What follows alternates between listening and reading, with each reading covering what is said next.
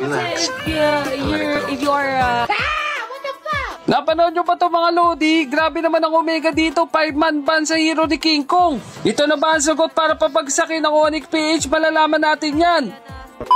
Tara tignan natin kung ito ba talaga ang weakness ng Onyx PH. Habang si Luis ay nakapwesto na rin, flicker out para kay Brusco, hinahabol si King Kong. Hoy, nakakita ka na ba ng glue na lumilipad?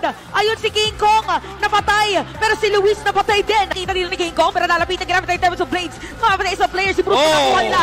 Pero look at that blades para dito kay King Kong.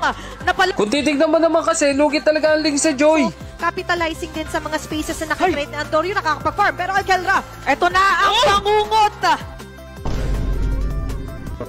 Tignan nyo, tamang hunt talaga si Andorio kay King Kong dito. Nagsisimula na ang kamandag. Onyx Philippines losing control sa may middle lane. Look at Jome. Si Jome, binabasag na yung Torres sa mid. Wala pang purple buff si King Kong. Onyx, sila yung medyo recovery phase ngayon. Ang problema, medyo scaling din kasi yung Heroes of Smart Omega. pero maabutan ni Andorio top lane si King Kong. Dito na nadali ni Andorio si King Kong. Panoorin nyo.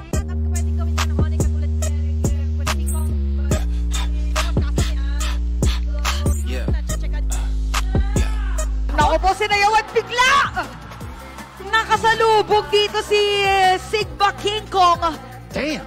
Wala na, di na makapag-street push si King Kong. Ayaw tanta na ni Andorio. This party, talagang mahihirapan din si King Kong.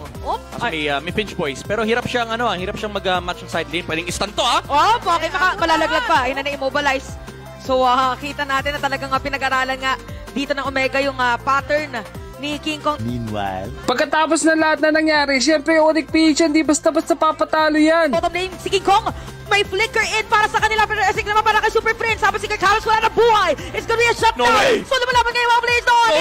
Hala, bigla na babalagbag. Pero killing spree na agri si Jome. At si Keller naman, nakikita natin din yung mga sibak. Prince! Look at Super Prince. Hinahabol ni Jome. Double kill na para sa Bruno and Big Jay. Makikita natin ngayon with a maniac. What? Sayang yung para sa Onyx PH, kaso nagwala si Joey. Si King Kong at ang Barangay Omega. Game number 1. What the hell?